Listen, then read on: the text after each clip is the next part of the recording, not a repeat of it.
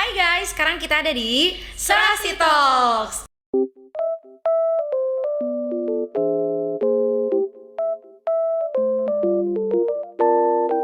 Oke, sebelumnya buat ngobrol lebih jauh, tapi kita kenalan dulu kali ya.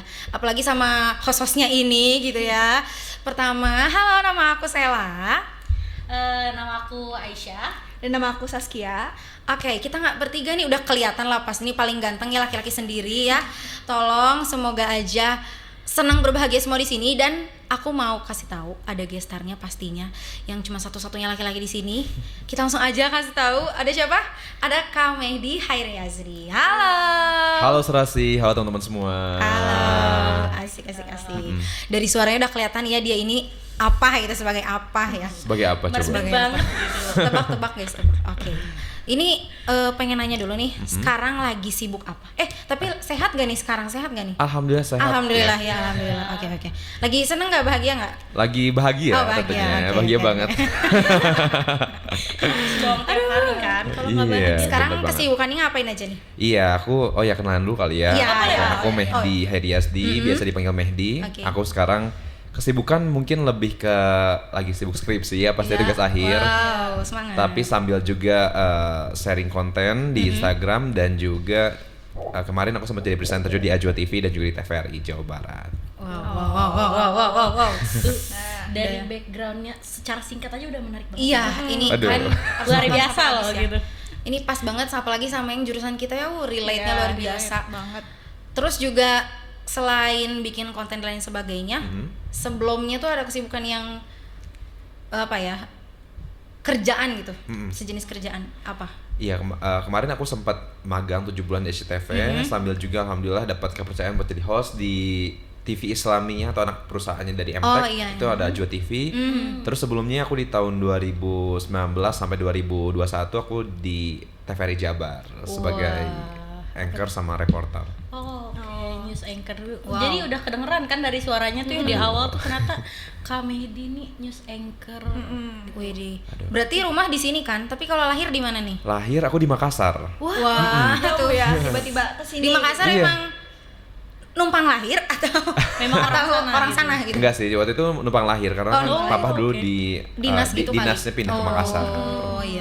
Tapi aslinya memang orang Asli Bandung. orang enggak Bandung juga sih aslinya. Beda lagi. Beda dong. lagi. Orang tua mah asli orang Cirebon. Oh, gitu. Cuma tinggal di Bandung. Lahirnya kapan? Biar dibeliin sepatu gitu? Oh iya, boleh. Kalau ada Tapi yang masih mau, lama boleh sih. kirim. Oh, masih lama. Nah, itu kan jadi kita persiapan dulu ya. Iya. Aku Aquarius 28 Januari.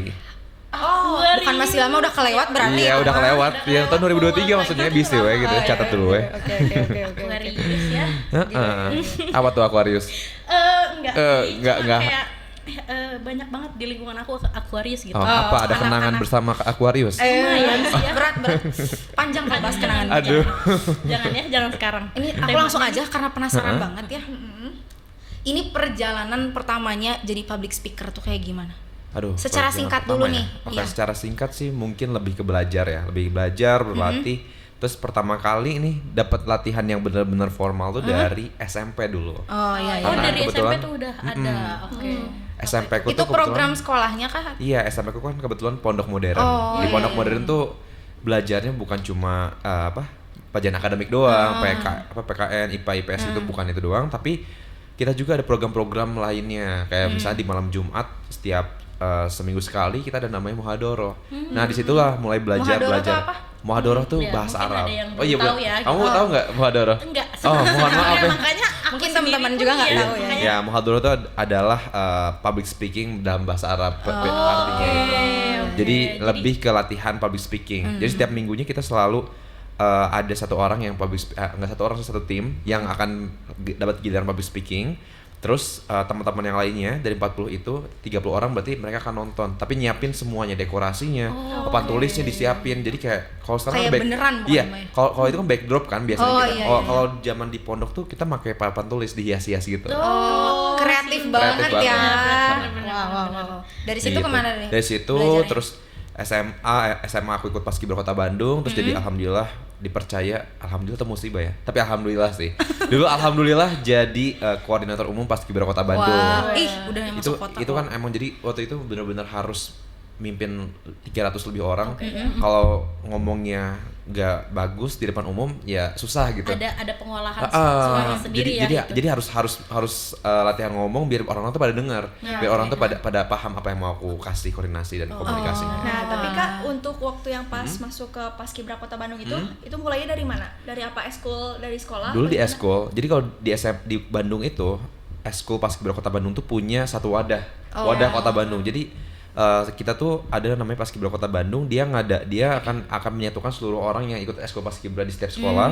Untuk setiap Jumat kita akan kumpul Jumat tuh kumpul untuk rapat dulu. Tapi setiap hari Minggu sebulan sekali kita ada latihan gabungan namanya. Jadi dari SMA dari ujung timur sampai ujung barat, dari utara sampai selatan tuh gabung di satu latihan itu. Dan kita emang programnya luar biasa sih, banyak banget dan padat banget, dan aku kira itu program yang luar biasa banget sih. Ngasah public speaking juga. Iya, di situ harus banget karena kita kan selain aku sebagai ketua umum, mungkin teman-teman yang lain juga punya perannya masing-masing, karena setiap dari kita ada program kakak adik asuh namanya. Jadi satu orang itu ngomong sekitar 5 sampai 6 orang. Diajarin, nge-mentoring segala macam selama setahun gitu. Jadi memang harus banget. Setelah Paskibra kemana lagi tuh? Setelah Paskibra terus ikutan Mojang Jejaka di kuliah, terus ikut lomba-lomba dari mulai lomba yang tingkat universitas, tingkat nasional, terus juga ada lomba-lomba lainnya sampai akhirnya di Mojang Jejaka karena masuk finalis. Alhamdulillah dapat beasiswa di DJI Public Speaking School. Di situ belajar juga di sekolah itu secara alhamdulillah gratis gitu. Alhamdulillah. Enak dong. Dari mulai situ langsung ke mana? Dari situ ikut lomba-lomba dari mulai nasional di Unpad Protocol Fair, terus aku juga ikut lomba lagi di SCTV, di mana-mana, dan itu tuh bener-bener banyak lah lika-likunya gitu. Jadi iya sih pasti. Lika-likunya, jadi emang kalau diceritain kayaknya bisa nyampe habis gitu hari ini. Kita masih punya banyak waktu ya. Masih banyak waktu. Mau diceritain juga khusus buat kami dia guys. Nah, terus Kak, kan itu banyak banget ya ikut lomba, terus dari Mojang Jejaka juga. Nah, itu kalau informasi lombanya, terus kayak Mojang Jejakanya informasinya dari mana tuh? Nah, banyak juga temenan di luar yang belum tahu tuh informasinya dapat dari mana. Mungkin ini yang ngebedain antara siswa sama mahasiswa ya. Jadi aku ngerasain banget kalau dulu waktu zaman SMA, SMP yang mau ikut lomba tuh pasti dikasih tahu dulu sama BK, BP, wali kelas ya kan. Nah, kalau kuliah itu bener-bener kita nggak bakal ada yang ngasih tahu. Wali dosen nggak bakal ngasih tahu. Dosen juga mungkin jarang lah ngasih tahu ada lomba-lomba segala macam kecuali yang udah langganan. Nah, yang aku lakuin adalah waktu itu aku banyak-banyak cari-cari info lomba. Kalau mau Jejaka kebetulan karena aku anak Paskibra Kota Bandung, banyak juga alumni sana tuh yang pada ikutan mau Jejaka, jadi tahu itu. Tapi kalau lomba News Anchor yang aku lihat itu ketika aku lomba hampir ketika aku ikut lomba itu nggak ada teman sekelas aku, nggak ada teman-teman satu univ, jarang banget punya teman-teman satu univ yang satu lomba gitu. Ternyata pas di situ aku lihat, pas aku ngobrol sama mereka, kau tahu dari mana infonya? Oh, kamu nggak tahu gitu. Jadi emang ternyata info itu benar-benar kita nyari sendiri. Bener. Kita harus kritis ya, udah mahasiswa gitu, cari sendiri, jangan disuapin terus. Apalagi zaman sekarang tuh pasti hashtag event lomba apa pasti langsung muncul. Lebih mudah ya. Benar dari ini hashtag dari media sosial tuh penting banget. Iya, itu keyword. Iya, keyword. Terus kalau misalkan ini langsung agak-agak serius nih. Gimana tuh? Kan ini public speaker itu udah gila-gila gitu ya guys. Jadi kalau misalkan menurut Kak Mehdi, public speaking itu sebenarnya entah di zaman sekarang atau kapanpun itu sepenting apa, seberapa penting gitu sebenarnya? Public speaking tuh penting banget, tapi tergantung preferensi orang mau belajar atau enggak sih. Dan menurut aku public speaking tuh bukan bakat, public speaking tuh bisa dilatih. Jadi ada orang yang bilang, aduh aku mah introvert, pendiam, nggak bisa public speaking. Saya adalah introvert sejati gitu. Aku tuh bener-bener sebenarnya jarang ngomong, tapi kalau misalnya di public speaking ya alhamdulillah gitu, bisa dikit-dikit lah gitu. Dasarnya memang harus kemauan. Karena public speaking itu ada ilmu gitu, untuk dilatih dan juga bisa kita latihan, bisa ikut sekolah formal atau juga otodidak juga bisa sebenarnya. Karena sekarang YouTube udah banyak, Instagram konten kreator public speaker juga udah banyak banget. Jadi sebenarnya asal mau atau enggak itu akan nentuin kita bisa atau enggak nantinya. Enggak harus yang harus formal sekarang kan, karena bisa dapetin dari ya di mana-mana lah gitu. Iya, benar banget. Bahkan seminar-seminar yang free pun banyak. Iya, banyak banget pasti. Dengan pembicara yang luar biasa gitu kan. Jadi kalau dikata penting atau enggak, penting banget. Iya, penting. Berarti belajar public speaking tuh udah bener-bener basicnya rupa banget ya. Dari manapun itu kayak bisa banget belajar dari situ. Nah, terus nih ada juga yang bisa bahasa Inggris, tapi dia tuh pingin bisa public speaking. Nah, pertanyaannya apakah seorang public speaking harus bisa bahasa Inggris? Public speaker gitu. Public speaker. Ya. Oke, kalau public speaker tuh menurutku bisa bahasa Inggris tuh ibarat kata adalah sunnah gitu ya. Opsional gitu. Yang paling penting public speaking itu, dan kembali ya, kita di mana dulu adanya. Kalau misalnya kita ada di dunia yang emang Indonesia banget, kayak misalnya di kantor-kantor yang memang nasional, terus kantor yang memang skupnya di daerah, itu pasti yang dituntut adalah kita harus bisa bahasa Indonesia yang baik dan benar. Atau bahkan kalau misalnya kita ada di satu daerah yang mau kita berkumpul sama masyarakat, kita harus menyesuaikan sama bahasanya sendiri. Tersebut, gitu. Bahasa Sunda misalnya kalau di sini, atau kalau misalnya kita ada di Jawa harus bisa bahasa Jawa dengan bahasa yang yang merenah gitu, yang enak didengar, yang santun, yang yang nyaman. Tapi kalau misalnya kita bicara mau jadi public speaker yang MC misalnya, MC yang bisa naik lagi levelnya, bahasa Inggris adalah keharusan karena itu akan bikin pasar kita jadi jauh lebih luas. Jadi news anchor juga sama. News anchor yang bisa bahasa Inggris, news anchor apakah harus bisa bahasa Inggris atau enggak tergantung TV-nya, tergantung kebutuhan TV-nya, dan tergantung apakah kita mau atau enggak gitu. Jadi kalau misalnya kita punya kelebihan itu, mungkin kita akan lebih dipakai, atau mungkin kita akan bisa digunain di berbagai macam tipe acara. Gitu. Karena bahasa Inggris sebenarnya dasar udah banget. Apalagi dari sekarang. Kalian juga kan pasti bukunya bahasa Inggris kan? Iya, benar. Kayak sampai ujian aja tuh dulu SMP aja aku bahasa Inggris gitu. Oh iya. Iya, jadi kayak karena kan namanya juga bahasa internasional kan. Terus pas mulai jadi seorang public speaker, itu sebenarnya apa aja sih yang harus disiapin secara mentalnya, terus entah fisiknya kah, entah apanya, coba gimana? Kalau public speaker tuh nggak harus ganteng. Pertama kalau dari look dari look nggak harus ganteng, nggak harus cantik, tapi harus enak dilihat. Enak dilihat tuh kayak gimana? Enak dilihat tuh diantaranya rapi, terus nggak hinyai gitu. Nggak hinyai itu maksudnya, maksudnya nggak hinyai itu berarti kan bisa kita antisipasi ya, cuci muka. Atau kalau misalnya baju nggak malu-maluin itu nggak harus beli baru, tapi rapi terus bersih harus disetrika gitu, secara look itu. Jadi nggak harus cantik, nggak harus ganteng, tapi harus enak dilihat.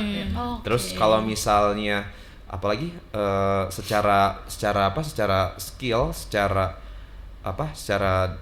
keahlian yang harus dimiliki sama public speaker tuh diantaranya pasti pertama harus pede dulu sih. Itu kunci modal banget, utama modal banget banget. ya. Pede tuh nggak langsung datang dari langit, tapi pede tuh didapat dari semakin banyak kita latihan, semakin banyak jam terbang, semakin banyak kita ngelakuin hal itu.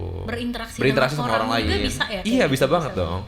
Salah satunya, atau kalau aku biasanya denger kayak orang yang mungkin casting atau itu kan juga public speaking juga kan dia gitu.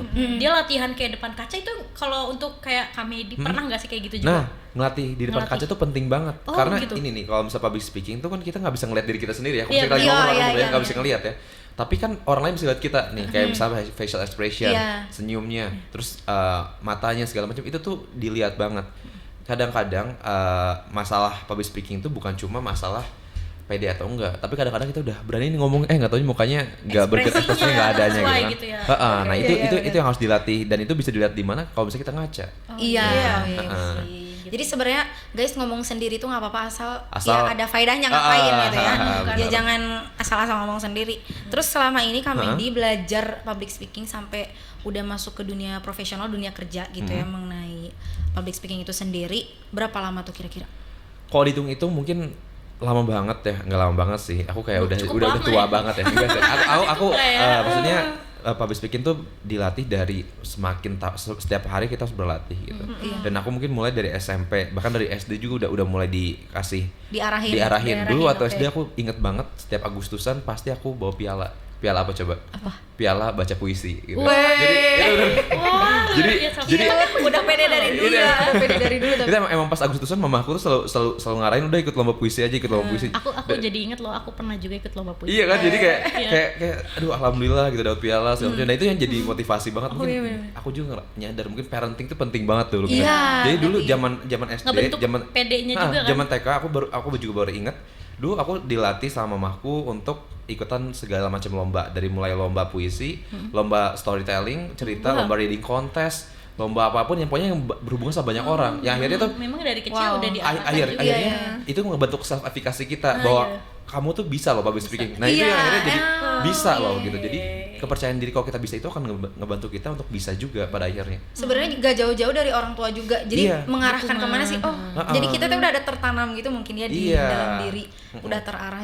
Jadi total kira-kira nih berapa tahun nih belajar public total speaking? mungkin dari SMP 9 tahunan lah gitu. Sampai sekarang Iya. 9 tahun. Luar 9 tahun, guys. biasa loh. Kalian yang masih malas-malas ngeliat ini aja 9 tahun dan masih belajar Dan terus harus terus ya. belajar karena Iya, pasti berubah-ubah. benar, Kita benar. menghadapi audiens yang beda-beda. Kayak ini podcast contohnya. Iya, Mungkin ini kan media baru juga media ya. baru dan itu Beda beda lagi dengan dengan radio, televisi, beda lagi dengan iya. televisi gitu. Iya, benar. Iya bener-bener Jadi banget sih. memang harus terus belajar. Maksudnya selama apapun pengalaman itu tetap harus dikembangkan lagi terus-terusan gitu kan. Setuju.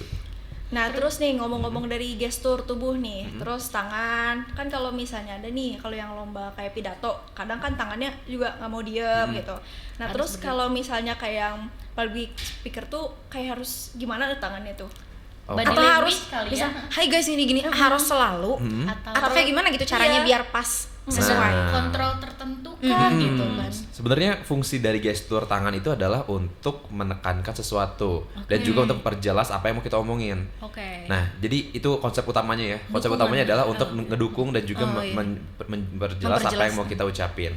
Nah, kalau misalnya konsep itu udah nggak dipenuhi, berarti artinya gestur tangan itu nggak diperlukan. Kayak misalnya kita sering ngelihat mungkin orang-orang tertentu atau misalnya teman-teman kita, kadang-kadang kalau ngobrol tuh terus aja kayak gini terus kayak gini. Itu emang akan ngebantu kita untuk bisa nambahin bisa nginget sesuatu. Tapi kalau misalnya itu terlalu banyak kayak gini terus, itu akan jadi bikin orang tuh kayak salah fokus. Iya. Iya, Akhirnya iya, iya. malah fokus sama tangannya. Iya, Dan Kayak gitu terus. yang disampaikan malah nggak tahu tapi kayak iya. tangannya ngapain.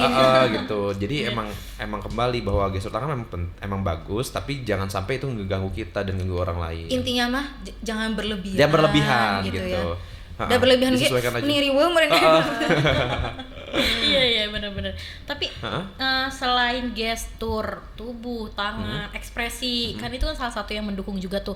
Nah, gimana kalau misalkan kayak tempo berbicara atau kayak orang kan biasanya kalau ada yang gugup suka gitu kan mikir Oh, ya. iya, Itu mikir. sendiri wajarkah atau kayak ada hal tertentu yang bisa mengontrol itu gitu? Iya, kalau itu sebenarnya kalau di public speaking istilahnya filler. Itu wajar banget sebenarnya, wajar banget. Wajar banget. Tapi kalau misalnya terlalu banyak Juga jadi kan nggak ya, enak nggak didengar baik ya. Aneh. Sama orang tuh kayak kurang fokus sama Iya, kembali isinya. lagi sama kayak gestur. Sama kayak tangan. gestur, jadi jangan terlalu banyak. Nah, cara menguranginya gimana? Cara menguranginya kita harus lihat dulu filler tuh atau itu tuh kenapa gitu. Biasanya itu terjadi kalau misalnya kita mikir, mikir. Dari satu topik Dari satu mungkin topik ke atau- topik lain, atau misalnya kita lupa tentang materi kita yang udah kita siapin, itu biasanya akan bikin kita bikin gitu. Nah, caranya adalah biasain aja atau juga bisa cobain dengan ganti itu dengan diem aja gitu. Oke. Tapi Jadi bisa kayak Tapi kalau diem harusnya. apa nggak kelihatan semakin kayak mikir? Nah, jangan terlalu banyak diem juga, jangan jangan terlalu lama banget. gitu ya. Tapi daripada terlalu sering gitu. Diem lebih dulu baik aja. diem. Tapi diem juga jangan terlalu lama. ya nanti Tapi, dikira, kayak, kenapa gitu Iya. diem, kenapa? Tapi tindakan preventifnya kita harus cobain kayak banyakin latihan kosakata gitu. Kosakatanya harus ditambahin kayak misalnya baca-baca buku atau juga kita bisa latihan misalnya ngomongin tentang sampo gitu. Coba baca teks tentang sampo terus kita alihin ke teks iklan batu bata misalnya. Oh, iya. Coba Dari coba- satu materi Nah, ke ke materi lain itu akan lain ngebantu kita gitu. untuk nambah kosakata. Jadi nggak bingung ini apa ya awalnya gitu buat Iya, mulai topik iya. itu. Jadi harus banyak dilatih sih sebenarnya kayak gitu.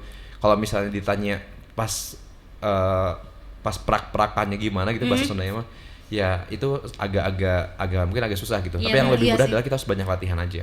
Latihan itu penting. Terus berarti. kalau ngomong Harus. termasuk aku kadang suka kecepetan Nah, ya. tempo Ya sampai bicara. temen aku aja, hah apa sih lah gitu. Heeh. Kadang ada juga yang lama sampai bikin ngantuk gitu. Ya, gimana? Itu gimana? Karena kan kalau sebagai public speaker mah ngadepin orang banyak, gak mungkin kita kayak melakukan hal kesalahan itu gitu. Nah, cara meminimalisir atau bahkan menghindari itu Mencegah, ya, gitu. kayak gimana?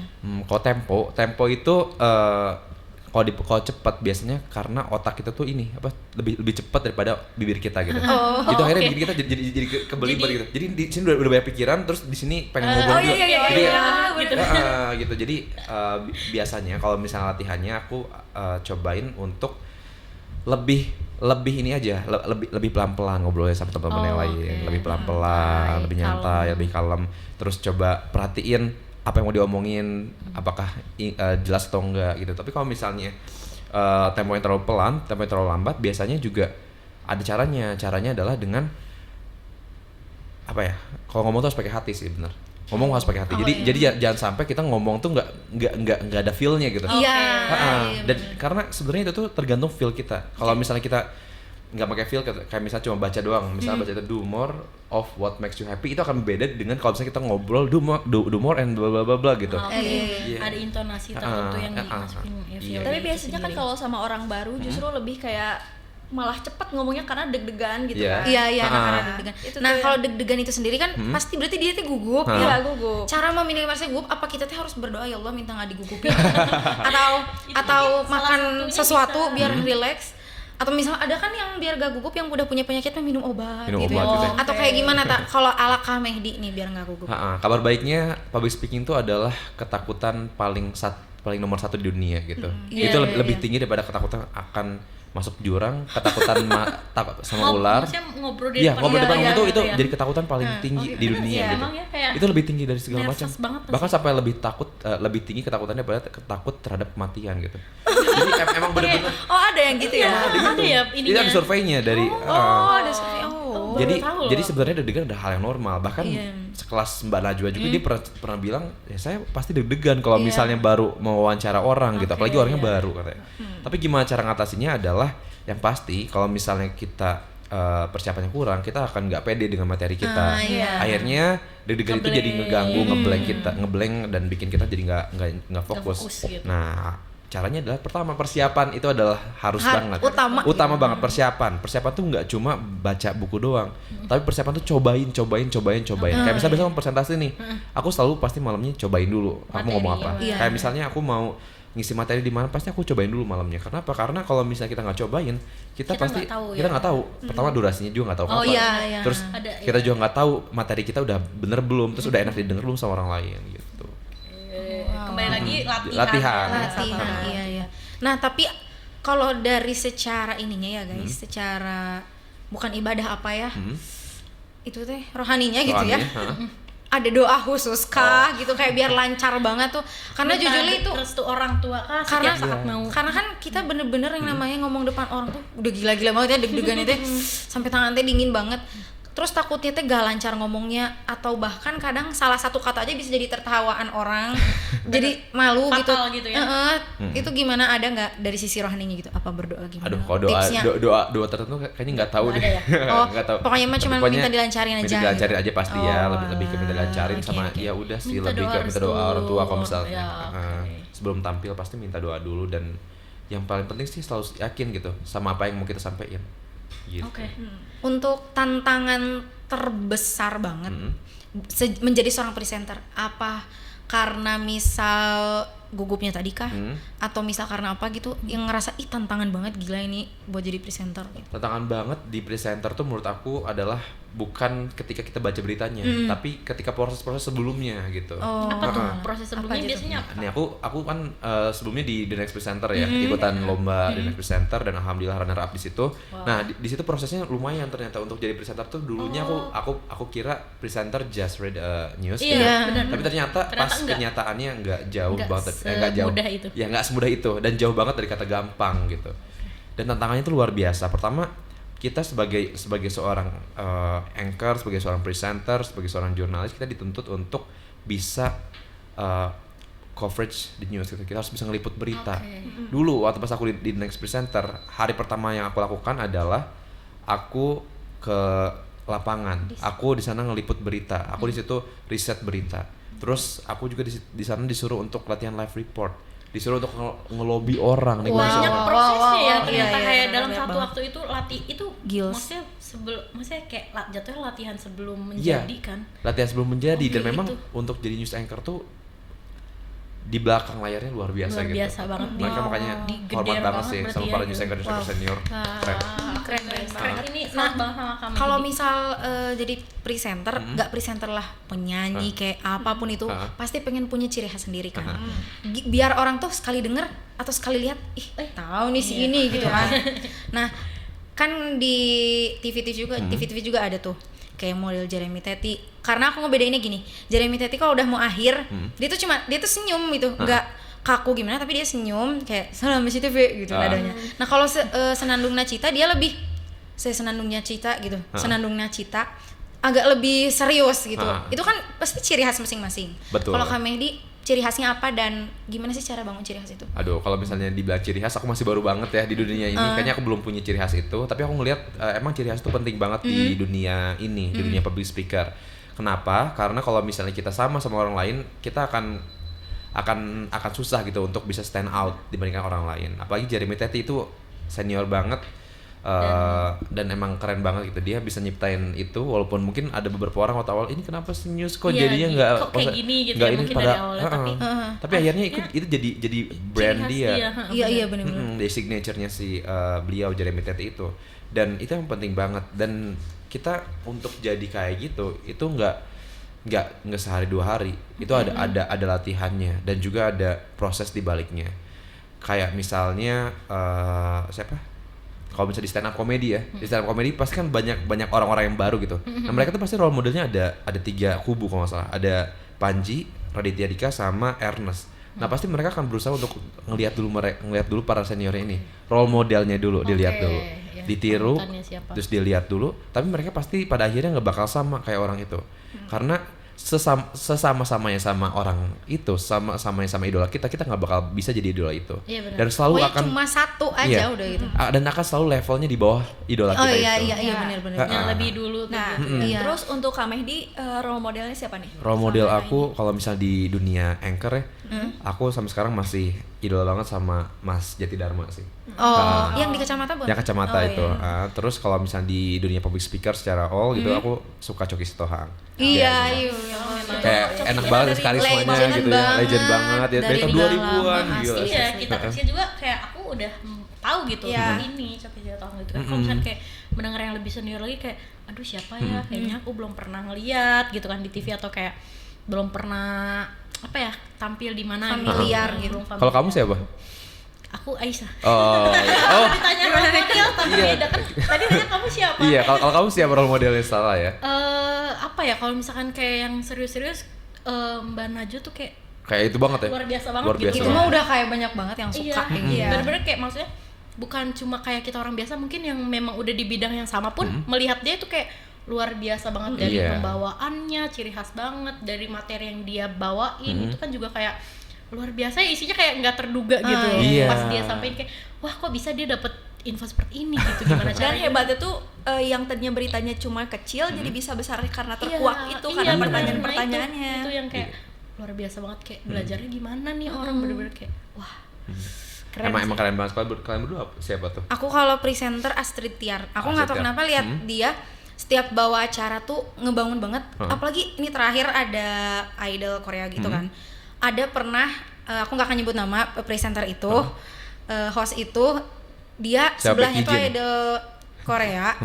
Tapi ngebuat gak nyaman gitu loh, karena terlalu lebay kayak gimana itu. Jadi kesannya tuh nggak netral dan terlalu gimana, bahkan kelihatan risih. Tapi ini mah kalau Astrid Tiar itu ke penonton kayak gitu, ke bintang tamu, jadi semuanya mau bintang tamunya lokal kayak mau, jadi kok bisa gitu ya, dia tetap santai walaupun dalam hati pengen banget itu ya ngapain gitu, banget. Tapi dia bisa stabil gitu, santai. Iya, kamu siapa? Apa role modelnya? Aku tetap Mbak Najwa ada juga sih. karena emang panutan seluruh manusia di Indonesia kayaknya Mbak Najwa. Kalau misalnya kayak di dunia presenter gitu, aku kan belum terlalu kayak memperhatikan lah ya gitu. Karena aku juga belum sejauh itu di dunia public speaking dan sebagainya, walaupun harus sebenarnya karena kan kita di jurusan ilmu komunikasi ya.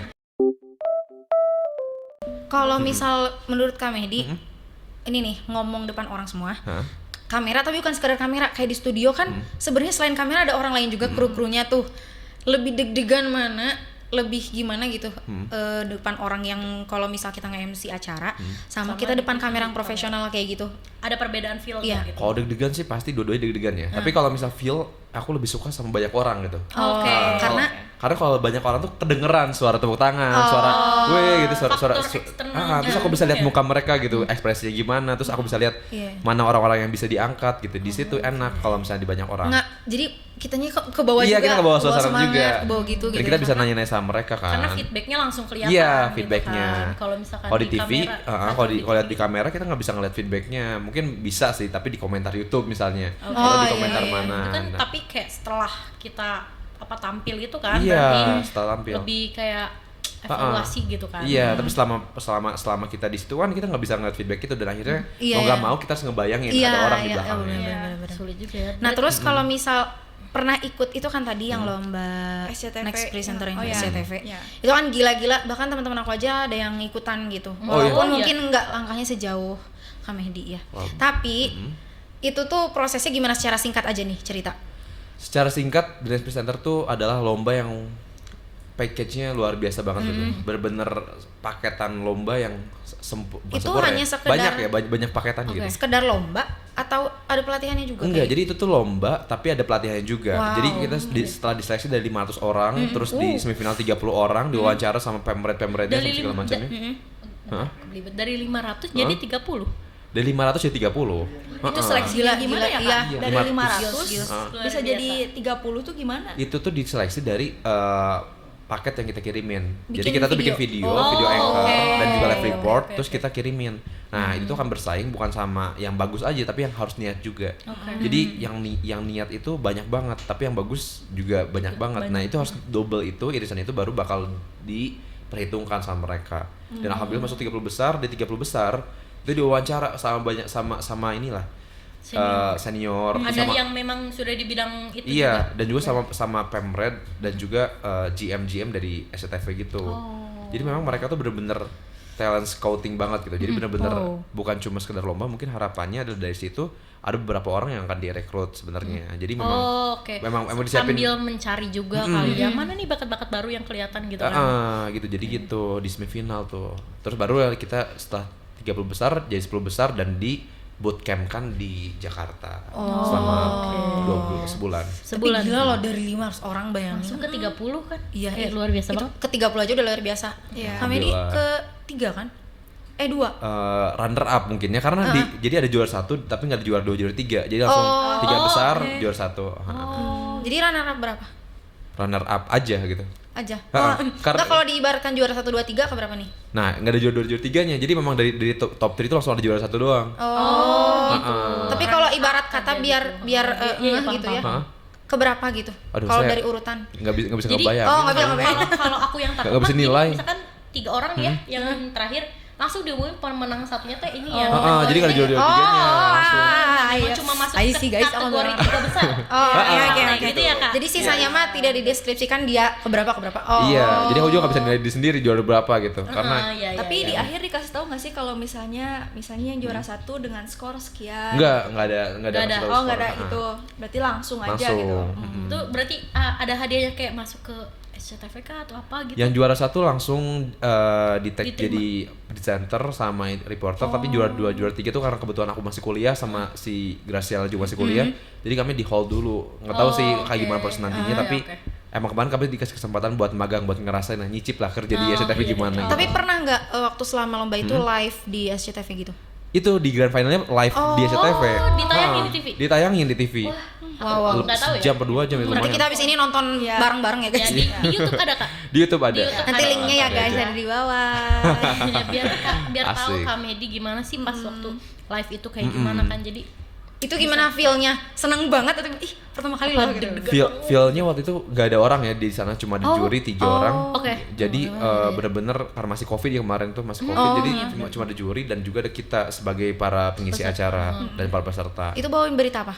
Dulu waktu itu di grand final kita tuh diacak, jadi kita suruh challenge lagi live report, tapi nggak dari lapangan langsung di studio, tapi di belakangnya tuh ada backdrop gitu, backdrop. Tapi Jadi, spontan aja nanti pokoknya random gitu. jadi pas di panggung kita baru dikasih tahu Oh, iya. diacak Kamu kita dapet mau ini, gitu. dapetin materi yang mana. Dan kebetulan aku dapat materi tentang crime, tentang kriminal, Oke. pembunuhan ibu dan anak di Subang yang waktu itu masih ongoing kasusnya. Oke, iya. Belum pasti. Belum gitu. pasti. jelas ya, Jadi ada kemungkinan akan ada info terbaru dan itu jadi tantangan banget buat semuanya gitu. Iya, kalau kayak gitu maksudnya gimana Kak? Mehdi pas itu mengolah datanya itu sendiri ya kayak Nah. karena kan belum lengkap lah ya Iya. karena kasusnya juga masih berjalan gitu. Yang pasti kan kalau misalnya informasi itu harus ada 5W 1H-nya ya, what, where, why dan sebagainya, sampai how.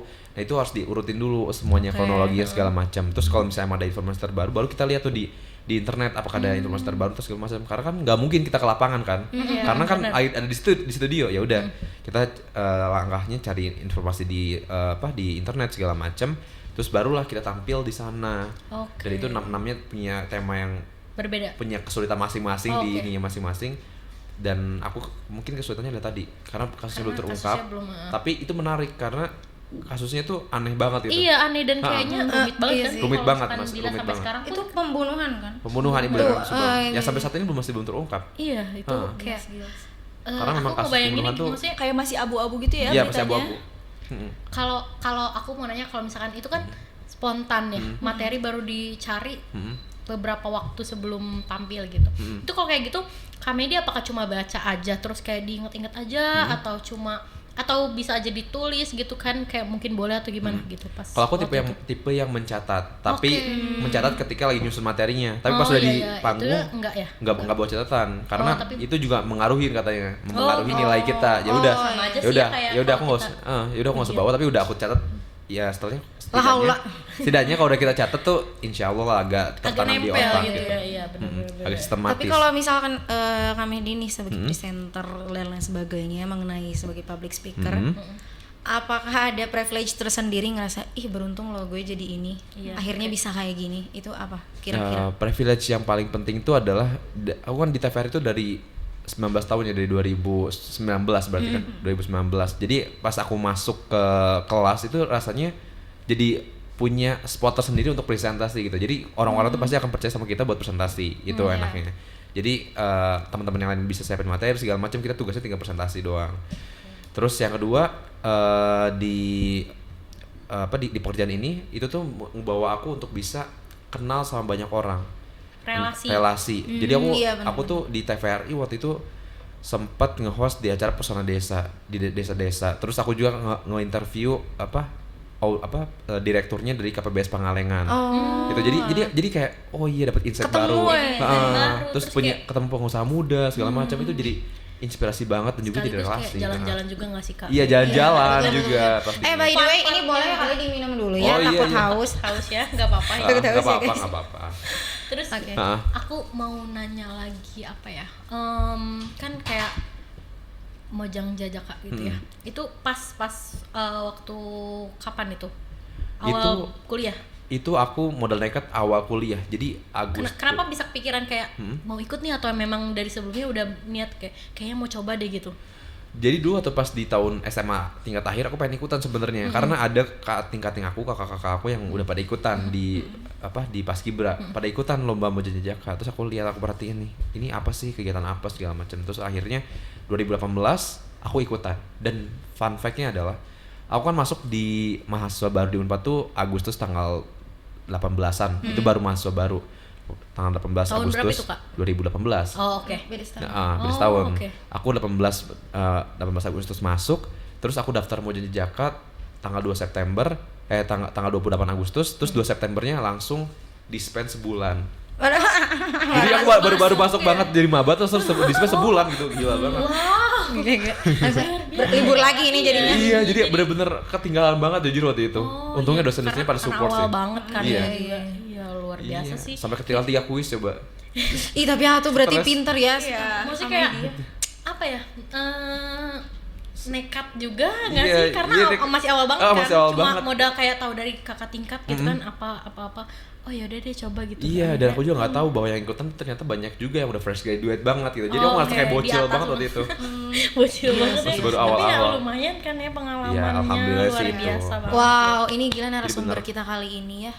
Tapi Masya berarti Allah. kelahiran tahun berapa kak? Aku 2000. 2000. beda Oh, setahun. sama kayak aku. Iya. Oh, Oh, kamu 2000 juga? Iya. Oh, berarti kita satu alma mater ya? Iya satu ternyata. Nah, Satu kelahiran. ini langsung aja kita udah ngobrol panjang. Pengen tahu dong share ini tipsnya gimana. benar. Buat kita juga, buat yang nonton juga yang pengen jadi public speaker kayak gimana? Boleh. tips and triknya adalah yang paling pertama jangan pernah malu buat latihan. Jangan pernah malu untuk latihan. Pede itu yang pertama. juga ya. Dan yang kedua, percaya diri itu nggak datang dari langit dan nggak datang seolah-olah kita pas langsung percaya diri gitu. iya, Dan bukan bawaan dari lahir, kecuali emang ekstrovert parah gitu ya. tapi rata-rata juga yang ekstrovert juga belum tentu bisa public speaking loh. Iya, Dan belum tentu pede public speaking karena pede itu beda lagi bukan babnya bisa sosialisasi sama orang, tapi gimana caranya kita bisa ngendaliin diri dan ngontrol diri kita. Jadi pede itu nggak datang dari langit, datangnya dari banyaknya kita latihan, banyaknya kita sering tampil, dan juga yang paling penting kita harus persiapan juga. Terus yang ketiga adalah selalu terbuka sama informasi.